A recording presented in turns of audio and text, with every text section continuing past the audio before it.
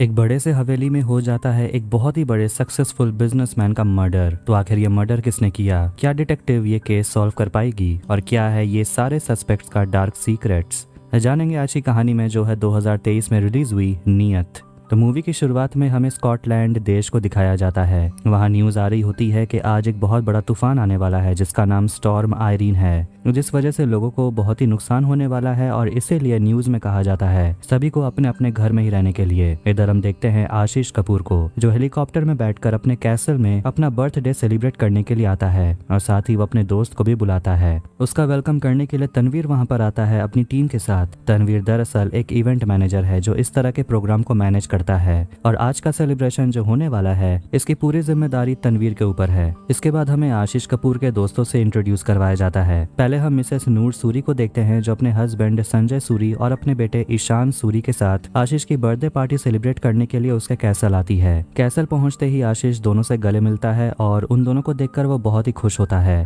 फिर जब दोनों बैठकर बातें कर रहे थे, आशीष संजय से पूछता है कि सुना है कि तुम्हारे मेंशन की मरम्मत हो रही है। संजय कहता है कि उस घर का काम चल रहा है और ये सब कुछ तुम्हारी वजह से ही हो रहा है, और संजय आशीष को धन्यवाद कहता है। दरअसल संजय पहले डॉक्टर हुआ करता था और अपना लाइसेंस गंवाने के बाद तब से लेकर अब तक वो कोई काम नहीं करता, इसलिए उसका सारा खर्चा आशीष उठाता है। आशीष संजय से कहता है कि मुझे तुम्हारे सिग्नेचर चाहिए, और आशीष अपनी असिस्टेंट जिसका नाम के है उसे पेपर लाने के लिए कहता है साइन करवाने के लिए। जिसके बाद जिमी कपूर को देखते हैं, जो आशीष कपूर का साला है, मतलब कि आशीष कपूर की बीवी ताहिरा कपूर जो कि अब इस दुनिया में नहीं रही, उसका भाई है। और जिमी आशीष के जितने भी महंगे महंगे पार्टीज होती हैं उन सभी का देख रेख जिमी करता है। इसके बाद हम जारा को देखते हैं, जो कि आशीष की थेरेपिस्ट एस्ट्रोलॉजर है। इसके बाद हम रूमी को देखते हैं, जो एक कुत्ते का नाम है, वो भी आशीष की बहुत ही करीब है। इसके बाद हम लीसा से मिलते हैं, जो कि आशीष की गर्लफ्रेंड है। और वहाँ हम साशा मिस्त्री को भी देखते हैं, जो कि अनाथ है और उसे ताहिरा अपने साथ लेकर आई थी। उसके बाद हम आशीष के बेटे रायन को देखते हैं, जो अपनी गर्लफ्रेंड को लेकर अपने पापा के बर्थडे पार्टी अटेंड करने के लिए आता है। उसके बाद हम मिलते हैं के से, जो आशीष के सूट के साथ डांस कर रही थी। तभी वहाँ आशीष पहुंच जाता है और उसे कहता है कि आज तुम्हें कोई काम नहीं करना, बस एंजॉय करो। इसके बाद हम तनवीर को देखते हैं, जो कहता है कि एक गेस्ट राज चौधरी, जो कि इंडस्ट्री मिनिस्टर हैं इंडिया के, वो इस वक्त यहाँ नहीं आ पा रहे।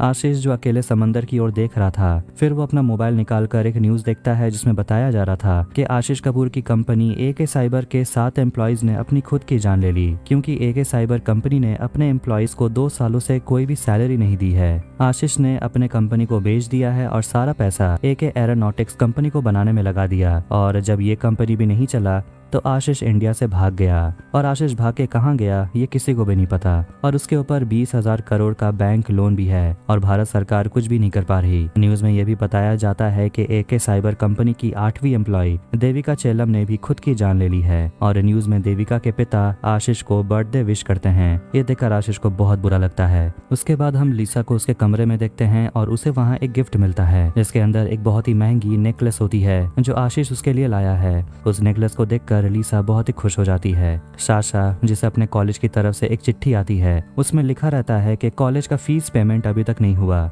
और उसे एक फाइनल वार्निंग दिया जाता है। ये जाने के बाद साशा रोने लगती है। रायन अपनी गर्लफ्रेंड के साथ कैसल पहुंच जाता है। इधर तनवीर आशीष से मिलने के लिए जाता है और कहता है कि हमारे स्टाफ यहाँ से जाना चाहते हैं क्योंकि आज स्टॉर्म आयरीन आने वाला है, जिसके चलते स्कॉटलैंड ब्रिज बंद हो जाएगा। आशीष उन्हें डबल सैलरी देने के लिए कहता है, मगर तनवीर कहता है कि मैंने उन लोगों से पहले ही डबल सैलरी की बात की, मगर वो लोग मान ही नहीं रहे। तनवीर कहता है कि उन सभी को जाने दीजिए, मैं अकेला ही सारा काम संभाल लूंगा। आशीष तनवीर को काम संभालने के लिए कहता है। जैसे ही तनवीर उस कमरे से जाता है, वहाँ एक फूल का वास रखा हुआ था और वहाँ एक पेन भी था, जिसे तनवीर ले लेता है और वहाँ से चला जाता है। इधर न्यूज में बताया जा रहा था कि स्टॉर्म आयरीन आ चुका है और 100 माइल्स की स्पीड में हवा चलने वाली है और सारे लोगों से कहा जाता है घर पर ही रहने के लिए। जारा जो नूर से बातें करती है और कहती है कि मैंने सुना है कि मिनिस्टर साहब राज चौधरी की तबीयत खराब हो गई है। नूर कहती है कि मैंने सुना कि राज चौधरी की फैमिली में कोई इमरजेंसी आ गई है, इसलिए वो यहाँ नहीं आ पाए। जारा कहती है कि आशीष के चलते वो सभी आराम की जिंदगी बिता रहे थे,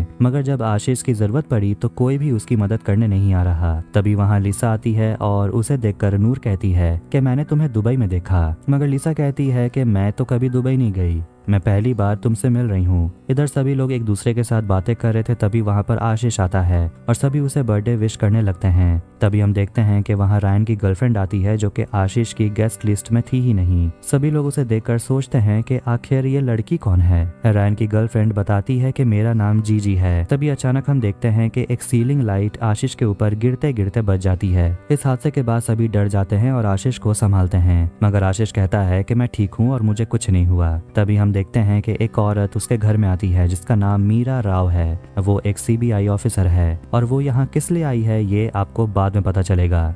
आशीष उसे मिलता है और कहता है कि इन सबको पता नहीं है कि आप कौन हैं और इन लोगों के लिए मैंने एक सरप्राइज रखा है जो कि आप हैं, और कुछ टाइम के बाद मैं इन सबको बताऊंगा कि आप कौन हैं और यहाँ आप क्या कर रही हैं। मीरा कहती है कि मेरा फोन काम नहीं कर रहा, क्या यहाँ पर लैंडलाइन फोन है। आशीष कहता है कि ऊपर वाले कमरे में आपको लैंडलाइन फोन मिल जाएगा। के मीरा को लेकर ऊपर वाले कमरे में चली जाती है जहाँ वो फोन करने की कोशिश करती है। तभी के छींकने लगती है। मीरा कहती है कि आपको सनफ्लावर से एलर्जी है, मगर के कहती है कि मुझे यहाँ और भी काम है और अगर आपका काम हो गया तो मैं यहाँ से जा सकती हूँ। मीरा और एक बार फोन करने की कोशिश करती है, फिर वो देखती है कि के उस कमरे से जा चुकी थी। तभी वहाँ तनवीर आ जाता है और मीरा से पूछता है कि आप यहाँ क्या कर रही हैं। मीरा कहती है कि बाहर जाने का दूसरा दरवाजा ढूंढ रही हूँ। तनवीर कहता है कि बाहर और अंदर आने का दरवाजा एक ही है और वो इस तरफ है। दोनों बाहर चले जाते हैं। इधर मीरा के से पूछती है कि आपने मुझे अकेले उस कमरे में छोड़ दिया और बाहर आकर आप मेरे बैग की तलाशी ले रही थी, क्या उस बैग में आपको कुछ मिला। के उसके बातों को नहीं समझती और चिल्लाकर कहती है कि आखिर आप कौन हो। आशीष वहाँ पर आता है और के से गुस्से में कहता है कि ये मेरी स्पेशल गेस्ट है और सभी के लिए डिनर लगवाने के लिए कहता है। इधर डिनर के समय सभी गेस्ट खाना खाने के लिए बैठते हैं। आशीष सभी को धन्यवाद देता है और कहता है कि मैं इसी तरह की पार्टी चाहता था जिसमें मेरे करीबी लोग आ सकें और इससे अच्छा और कुछ नहीं हो सकता था। इसके बाद आशीष कहता है कि न्यूज में बताया जा रहा है कि मैं एक चोर हूँ जो अपने देश छोड़कर आ गया और कंपनी उसने बेच दी। मेरे ऊपर 20,000 करोड़ का लोन है और ये सरासर झूठ है। अगर मेरे पास 20,000 करोड़ रुपए होते तो क्या मैं अपनी कंपनी को बेच देता, और क्या मैं अपने एम्प्लॉयज को सैलरी नहीं देता, और 7 एम्प्लॉयज जिसने अपनी जान ले ली क्या मैं उनकी जान नहीं बचा सकता था। तभी जीजी उठकर कहती है कि 7 नहीं 8 एम्प्लॉयज ने अपनी जान ली है। आशीष कहता है कि इसका मैंने एक हल निकाला है कि मैं इंडिया वापस जाऊंगा और मेरे जितने भी संपत्ति है जैसे कि मेरा घर, मेरी फैक्ट्री, मेरा ये कैसल, ये सब कुछ मैं भारत सरकार को सौंप दूंगा और कोर्ट भी जाऊंगा। इसके बाद भी अगर मुझे जेल होती है तो मैं जेल भी जाऊंगा। ये सब बातें सुनकर सभी थोड़ा शॉक हो जाते हैं।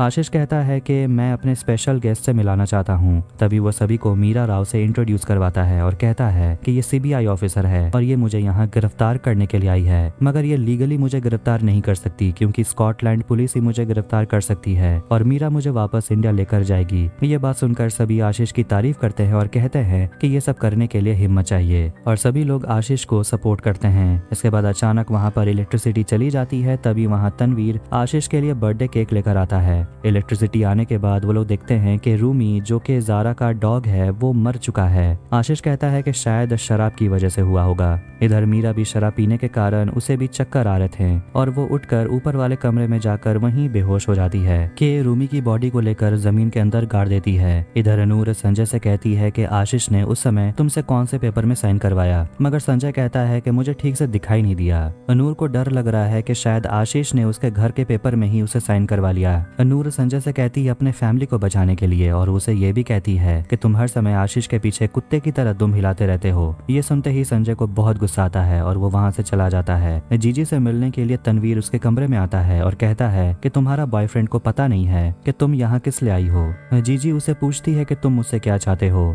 इसके बाद में लीसा को देखते हैं जिसे साशा कहती है कि आशीष को मना करने के लिए कि उसे खुद को सरेंडर नहीं करना चाहिए, मगर लीसा कहती है कि आशीष बिल्कुल ठीक कर रहा है और ये उसके फ्यूचर के लिए सही है। आशीष और ज़ारा मीरा से मिलने के लिए आते हैं और मीरा होश में आ जाती है। ज़ारा उन दोनों से कहती है कि अपना ख्याल रखने के लिए और वो सोने के लिए चली जाती है। इसके बाद आशीष मीरा को अपनी लाइफ की पूरी सच्चाई बताता है और कहता है कि जब मैं 24 साल का था तब कंपनी के चेयरमैन नवरोज मिस्त्री ने मुझे अपना असिस्टेंट बनाया और 3 साल के बाद उसने मुझे इस कंपनी का चेयरमैन बना दिया और तब मैं सिर्फ 27 साल का था। नवरोज ने मुझसे कहा था कि इस मुकाम को हासिल करने के लिए मेरी पूरी जिंदगी लग गई, मगर तुम इसके लिए बने हो। आशीष ये भी कहता है कि मैं आज तक कोई भी काम करने से डरा नहीं हूँ और यही मेरी सबसे बड़ी क्राइम है। मैंने अपनी कंपनी को सक्सेसफुल बनाने मनाने के लिए मुझसे जो बन पड़ा मैंने किया। आखिर में वो ये भी कहता है कि मैं कोई क्रिमिनल नहीं हूँ। इसके बाद आशीष वहाँ से चला जाता है। तभी उसे मिलने के लिए उसका बेटा रायन आता है और उसे एक पंच मारता है और कहता है कि आप मेरे पिता नहीं हो, बल्कि आप तो एक जानवर हो। आशीष उसे कहता है कि मैंने तुम्हारे लिए कितना कुछ किया है, तुमने जो मांगा मैंने दिया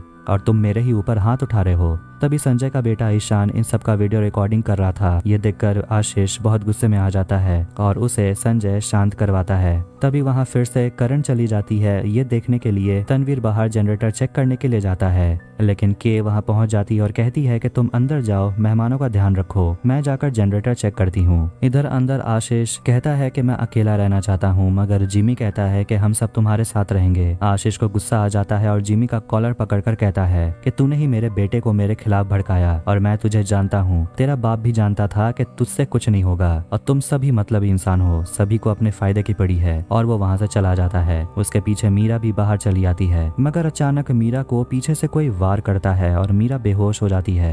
मगर मीरा थोड़ी होश में थी और वो देखती है कि सभी लोग कैसल के बाहर सामने के खाई के सामने खड़े हैं और वो नीचे देखते हैं कि आशीष ने उस खाई में कूदकर अपनी जान ले ली है। ये देखकर सभी लोग हैरान हो जाते हैं और रोने लगते हैं। संजय कहता है कि हम सभी को कैसल में वापस जाना चाहिए क्योंकि तूफान बढ़ रहा है। फिर वो वापस कैसल में आ जाते हैं। तनवीर मीरा से कहता है कि पुलिस और एम्बुलेंस को फोन करने के लिए, मगर फोन डेड था। मीरा कहती है क्या हम गाड़ी चलाकर नहीं जा सकते पुलिस को बुलाने के लिए। तनवीर कहता है कि रास्ते तक जाने के लिए एक ब्रिज है जो कि तूफान की वजह से बंद है। तभी मीरा को वहाँ आशीष की एक चिट्ठी मिलती है जिसमें लिखा हुआ था कि आशीष कहता है कि मैं लड़ना चाहता था मगर मेरी हिम्मत इतनी नहीं थी कि मैं लड़ सकूं और इसीलिए मैंने अपनी जान ले ली और इसके लिए मुझे कोई अफसोस नहीं है। इसके बाद सभी लोग एक कमरे में बैठते हैं। ज़ारा कहती है कि मैं रूमी की आत्मा की शांति के लिए प्रार्थना कर रही थी और जब मैंने अपनी आंखें खोली तब मैंने अपने सामने आशीष को देखा जो उस खाई से कूद गया था। तभी मीरा कहती है कि मुझे आशीष के कमरे में जाना होगा। सभी आशीष के कमरे में जाते हैं। वहाँ मीरा घर की तलाशी लेती है और देखती है कि सनफ्लावर का वास नीचे टूटा हुआ था। फिर वो आशीष के तस्वीर को नीचे उतारने के लिए कहती है। वहाँ एक सीक्रेट ड्रॉयर था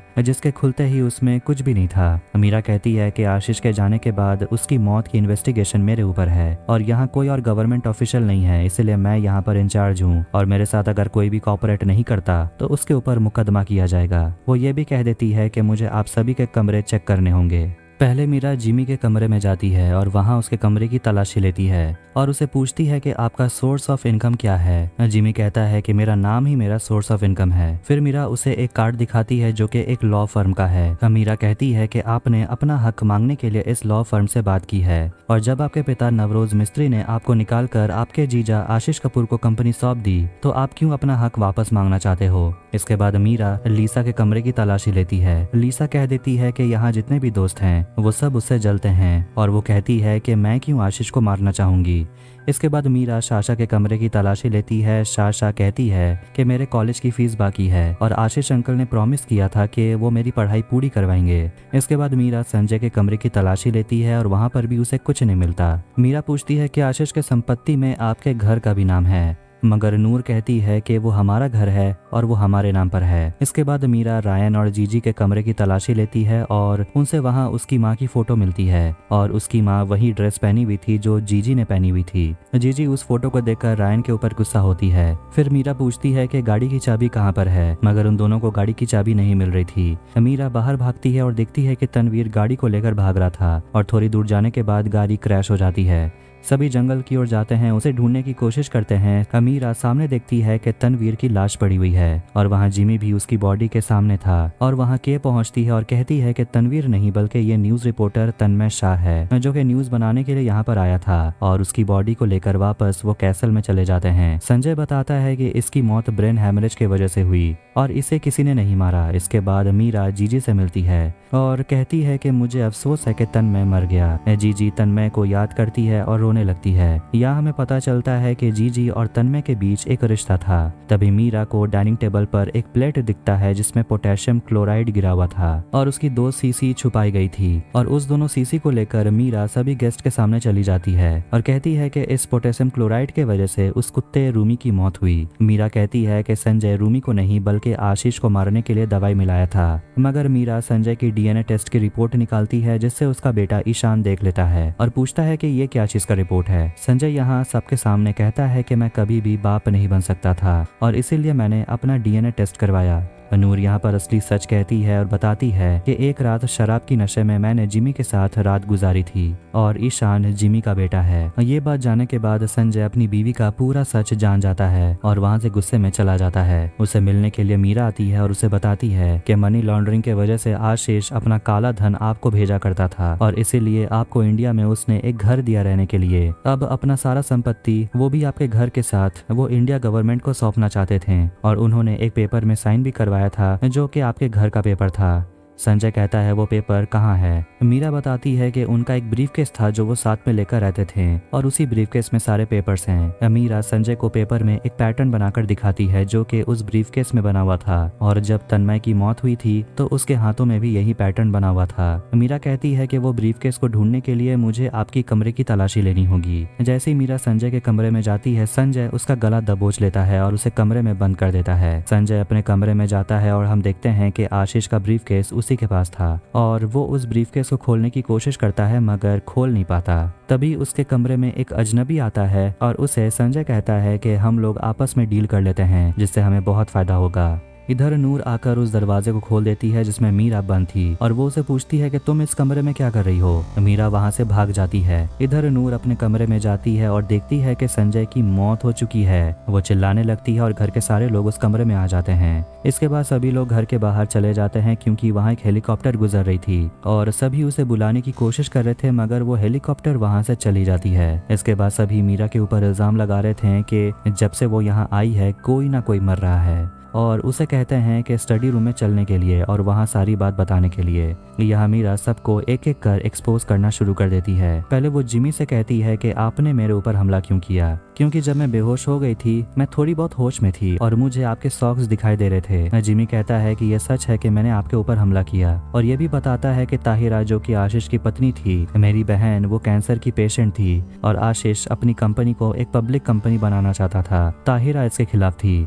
एक दिन जब मैं ताहिरा से मिलने गया मुझे पता चला कि डॉक्टर ने डिक्लेयर कर दिया कि ताहिरा डेड है और मुझे पता था कि ये आशीष नहीं करवाया है और मैं उससे बदला लेना चाहता था मगर मैं ऐसा नहीं कर सकता था क्योंकि मैं आशीष से प्यार करता था और वो ये भी कहता है कि मैंने आशीष को नहीं मारा। इसके बाद मीरा कहती है खिड़की के सामने एक रस्सी था और उस रस्सी को रायन ने काटा जिसके बाद वो सीलिंग लाइट आशीष के ऊपर गिरते गिरते बच गया। रायन बताता है कि जिमी मेरे दिमाग में बेकार की बातें फैला रहा था कि तेरे पिता ने ही तेरे माँ की जान ली है। इसी गुस्से में मैंने अपने पिता को मारना चाहा और गलती से वो रस्सी मेरे हाथ से कट गई मगर मैंने अपने पिता को नहीं मारा। मैं ऐसा नहीं करना चाहता था और जिमी ने ऐसा सब कुछ करवाया। इसके बाद मीरा जीजी के बारे में बताती है कि वो तन्मय की एक्स गर्लफ्रेंड है और वो यहाँ 8वीं एम्प्लॉय जिसने अपनी जान ले ली उसके बारे में जानने आई है। जीजी बताती है कि देविका चेलम जो कि 8वीं एम्प्लॉय थी जिसने अपनी जान ली, उसने 20 लाख रुपए का लोन लिया था जिसकी EMI ना भरने की वजह से देविका सड़क पे आ गई और यहाँ 20,000 करोड़ का घोटाला करके सभी यहाँ पार्टी कर रहे हैं। जीजी मीरा से कहती है कि मैं भी एक जर्नलिस्ट हूँ और मैं सबको एक्सपोज करने के लिए यहाँ आई हूँ और मैंने आशीष को नहीं मारा। इसके बाद मीरा नूर से पूछती है कि जिस समय केक कट रहा था उस समय करंट चली गई थी और आपके पास हमेशा पोटेशियम क्लोराइड की 2 शीशी हमेशा रहती थी संजय के लिए और आपको डर लग रहा था कि कहीं आशीष ने आपके घर को इंडियन गवर्नमेंट को ना दे दे, इसीलिए आपने उसके ग्लास में ये दवाई मिला दी थी। नूर बताती है कि आशीष मुझसे प्यार करता था और मैं भी, मगर संजय मुझसे प्यार करता था और आशीष मुझे कभी सीरियसली नहीं लेता था और उसके बाद मुझे संजय से प्यार हो गया मगर आशीष तभी हमारी जिंदगी में था क्योंकि वो संजय का बेस्ट फ्रेंड है। और आखिर में वो कहती है कि उसने आशीष को नहीं मारा। ये सुनते ही शाशा से मीरा पूछती है कि शाशा लीसा को ब्लैकमेल कर रही थी। शाशा कहती है कि आशीष अंकल लीसा को महंगे महंगे गिफ्ट देते थे, मेरी पढ़ाई के लिए फीस नहीं देते थे। मीरा लीसा को बताती है कि इंडस्ट्री मिनिस्टर राज चौधरी के साथ आपकी बहुत बातें होती थी। नूर कहती है कि मैंने भी लीसा को राज चौधरी के बर्थडे पार्टी में दुबई में देखा था। लीसा कहती है कि राज चौधरी ने मुझे आशीष के साथ यहाँ भेज दिया ताकि मैं उस पर नजर रख सकूं और वो कोई और गलत काम ना करे जिससे कि इंडियन गवर्नमेंट उस पर शक करे। इसके बाद मीरा कहती है कि तन्मय को संजय ने मारा था क्योंकि जब तन्मय आशीष से मिला था तो वहाँ एक पेन था जिसमें स्पाई कैमरा लगा हुआ था और उसे पता चल गया था कि आशीष ने उस ब्रीफकेस को कहाँ रखा है। तन्मय उस ब्रीफकेस को लेकर रायन के गाड़ी में छुपा देता है और टाइम आने पर तन्मय उस गाड़ी को लेकर वहाँ से भाग जाता है। तभी वहाँ संजय आकर तन्मय को मार डालता है। ज़ारा पूछती है कि अब वो ब्रीफकेस कहाँ है। मीरा बताती है कि वो ब्रीफकेस के पास है। मीरा बताती है कि जब संजय ने मुझे कमरे में फोन किया था तब बाहर मुझे के छींकने की आवाज सुनाई दी थी और वो संजय के कमरे कमरे में आती है और उसे मार डालती है और वो ब्रीफकेस लेकर चली जाती है। सभी को यहाँ अब पता चल जाता है कि के नहीं संजय को मारा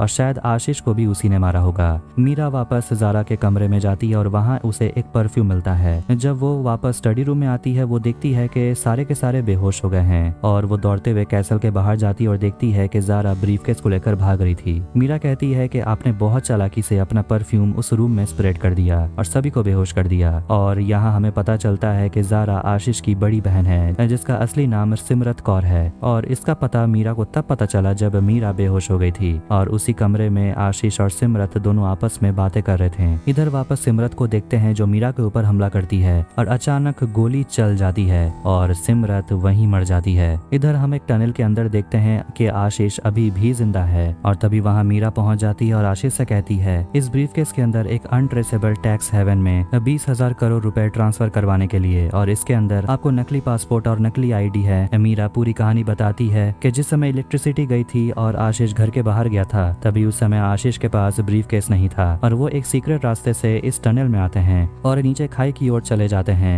और मरने का नाटक करते हैं। मगर वापस आप नहीं आ सकते थे इसलिए आपने के का सहारा लिया। के को पता चल गया था कि आप जिंदा हैं और वो भी इस टनल में आपको देख ली थी। उसने संजय से ब्रीफकेस ले लिया था मगर वहाँ जारा आती है और उसे बेहोश करके ब्रीफकेस ले लेती है और आपके पास आने वाली थी मगर मैंने उसे पकड़ लिया और उसे मार दिया और अगर ये ब्रीफकेस आपको मिल जाता है तो आप पूरी तरह से आजाद हो जाओगे और आप एक नई जिंदगी जी पाते। मगर ऐसा नहीं हो सकेगा। आशीष कहता है कि मैं आपको मुंह मांगी कीमत दूंगा, बस आप मेरी बनाई हुई कहानी पर आपको मोहर लगाना होगा। मगर मीरा मना कर देती है। आशीष गुस्से में आता है और उसे कहता है कि मैंने अपनी पूरी जिंदगी दौलत कमाने में गुजार दी और मैं इसे किसी और के हाथ में जाने नहीं दूंगा। तभी आशीष मीरा के ऊपर हमला करता है और वहाँ से भागता है। मीरा भी टनल के बाहर आती है और आशीष का पीछा करती है। मीरा आशीष से वो ब्रीफकेस लेने की कोशिश करती है और वो ब्रीफकेस ले भी लेती है पर आशीष डिसबैलेंस होकर वहीं खाई के नीचे गिर जाता है और मर जाता है। इसके बाद वहाँ स्कॉटलैंड की पुलिस भी आ जाती है और सारे पुलिस कैसल के अंदर आते हैं और हम देखते हैं कि सभी लोग होश में आ चुके थे और वहाँ इंडिया से पुलिस इंस्पेक्टर आई थी जिसका नाम मीरा राव है। यहाँ हमें पता चलता है कि जो मीरा राव शुरू से लेकर अब तक थी वो दरअसल देविका चेलम की गर्लफ्रेंड है और वो उसकी मौत का बदला लेने के लिए आई थी।